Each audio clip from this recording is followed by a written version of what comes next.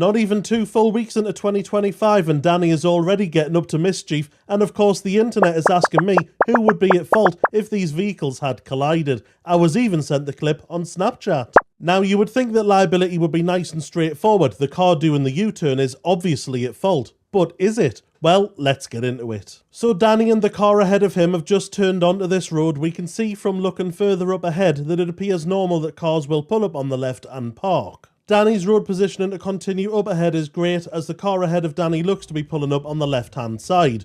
The car ahead then at the last second applies their indicator and turns without warning into Danny's path, which results in a near miss. With Danny having a dashcam, you can clearly see that the other driver is completely responsible. They've done the modern thing of applying their indicator and executing a manoeuvre without checking it was safe and clear to do so. Kind of like indicate and here I come.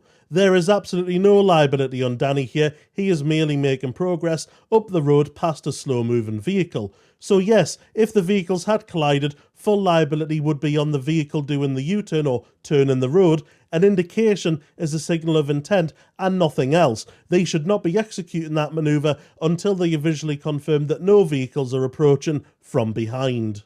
But what if Danny didn't have a dash cam? Well, if the other driver disputes liability and they say they were in the middle of the road executing a turn in the road and had been there for a period of time when Danny came along and hit their vehicle whilst they were established in the middle of that manoeuvre, and you don't have any images at the scene showing the vehicles in situ, and you don't have any independent witnesses, then it could go 50-50 based on it being one person's word against the other. Which is why in claims where it's hard to prove one way or the other, such as this kind of situation or change in lanes, dashcams can be worth their weight in gold. Thankfully on this occasion it was just a near miss and there was no damage, but if there was, Danny would have been well saved by having a dashcam, which would prove that he was not responsible. If you stayed to the end of this video, do make sure to drop a follow if you like this kind of content. Lovely jubbly, sound as a pound.